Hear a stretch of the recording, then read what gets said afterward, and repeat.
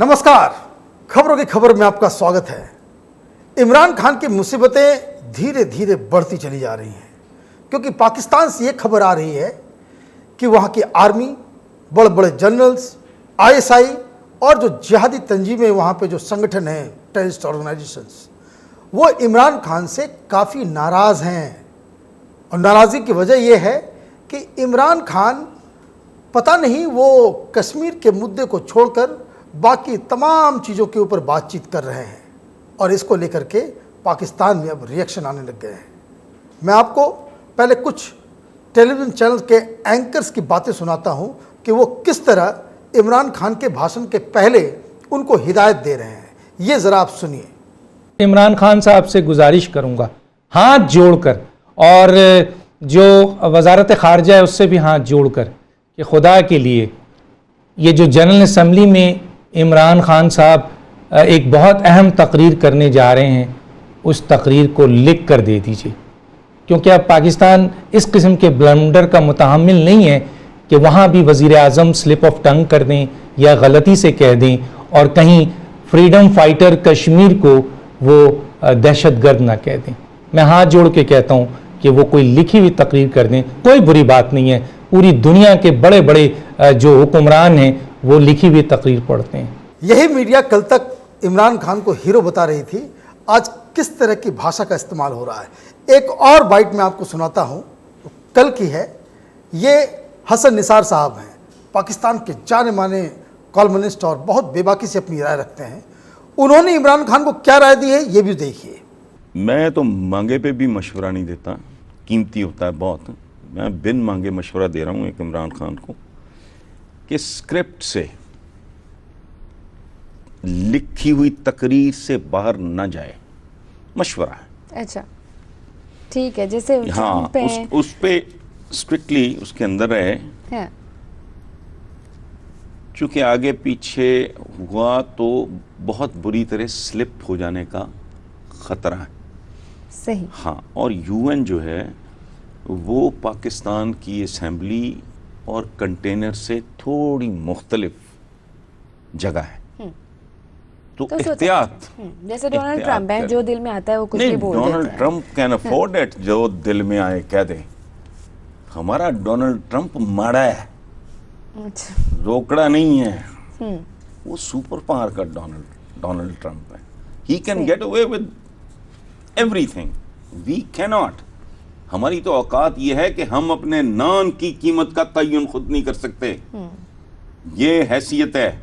हमने इस मुल्क का कौन सा सासा रखना है, कौन सा बेचना, ये तुम्हारा वजीर खजाना नहीं कर सकता, तुम्हारा वजीर आजम नहीं कर सकता।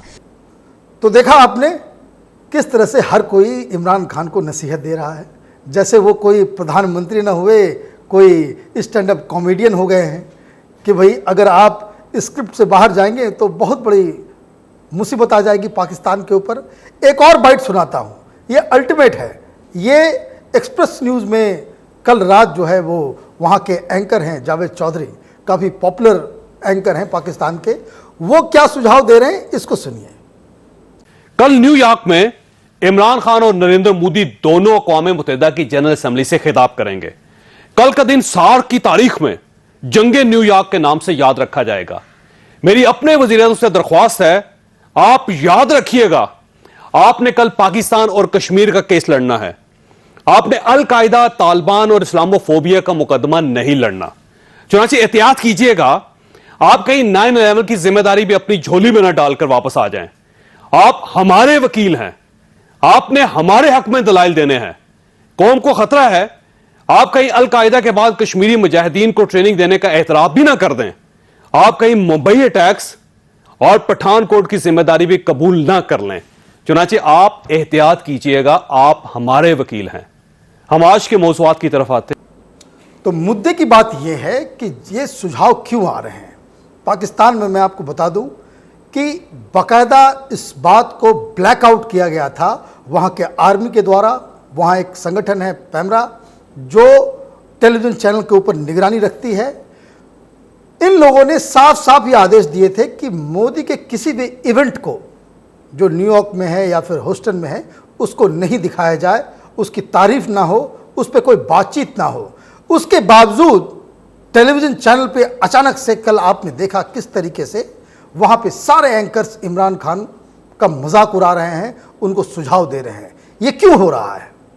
वो इसलिए हो रहा है कि ये सारे एंकर्स वहाँ की आईएसआई और वहाँ के आर्मी के इशारे पे इमरान खान का मजाक उड़ा रहे हैं। खबर ये आ रही है पाकिस्तान से कि आर्मी, आईएसआई और वहाँ की जो टेररिस्ट ऑर्गेनाइजेशंस हैं और कई सारे लोग इमरान खान के रवैये से नाराज़ हैं। वो इतने नाराज़ हैं कि उन्हें लग रहा है कि इमरान खान पाकिस्तान की पैरवी करने गए थे न्यूयॉर्क, लेकिन यूएन जनरल असेंबली के भाषण से पहले ही उन्होंने जो तकरीरें की, जिस तरह की बातचीत उन्होंने प्रेस कॉन्फ्रेंसेस में की, सेमिनार्स में वहाँ किया, जिस तरह के बयान सामने आए, उससे ये साफ लग रहा है कि ये पाकिस्तान की पैरवी करने के बजाय ये पाकिस्तान को एक ऐसा मुल्क डिक्लेयर करवा के आ रहे हैं वर्ल्ड कम्युनिटी के बीच कि जो अलकायदा का ट्रेनिंग देता था, जो टेररिस्टों का हिमायती है। और यही वजह है कि पाकिस्तान का जो केस है वो बिल्कुल कमज़ोर हो गया है। और हद तो तब हो गई जब कल इमरान खान ने एक बयान जारी कर दिया कि उन्हें वर्ल्ड कम्युनिटी से कोई उम्मीद नहीं है। उन्होंने यहाँ तक कहा कि यूएन जनरल असेंबली में कश्मीर का मुद्दा उठाने से कोई फ़ायदा नहीं है, क्योंकि पाकिस्तान के नैरेटिव को कोई सच नहीं मान रहा है। इसलिए इमरान खान ने न्यूयॉर्क में अपना गियर बदला। वो इस्लामोफोबिया और किस तरीके से इस्लाम को टारगेट बनाया जा रहा है, वो बड़ी बड़ी बातें जिसका कोई मायने मतलब नहीं है कश्मीर के हवाले से, वो उस लाइन पर चले गए और अपना पूरा जो अटेंशन जो है वो एक दूसरी दिशा की ओर लेकर के चले गए। और इस वजह से चूंकि वो कश्मीर के लाइन को छोड़कर वो इधर उधर की बातें करने लग गए, इमरान खान अलकायदा की बातें करने लग गए, इमरान खान अफगानिस्तान की बातें करने लग गए। और एक बात और हो गई, इमरान खान साहब को ईरान के साथ बातचीत करने के लिए कहा गया है प्रेसिडेंट ट्रंप के द्वारा। जब ये खबर आई तो पाकिस्तान की आर्मी उसने माथा पीट लिया कि भाई आप तो वहाँ पे कश्मीर का मुद्दा उठाने के लिए गए थे, आपको बिल्कुल ही कश्मीर के ऊपर रुका रहना था, लेकिन आप ईरान से बात करने लग जा रहे हैं, आप उसमें मध्यस्थता की बातें खोज रहे हैं, आप अफगानिस्तान की बातें कर रहे हैं, आप इस्लामोफोबिया के बारे में बात कर रहे हैं, आप वहाँ पे इस्लाम का इमेज बेहतर हो इसके लिए टेलीविज़न चैनल एक ग्लोबल लेवल पे हो, इसके बारे में आप बातचीत करने लग गए। तो इसको लेकर के पाकिस्तान की राजनीतिक पार्टियां जो अपोजिशन में हैं वो उन्होंने धावा बोल दिया। एक दूसरी बात ये हुई कि आर्मी की पूरा स्टैंड जो है वो कश्मीर के मुद्दे पे वो बिल्कुल ही बेअसर हो गया।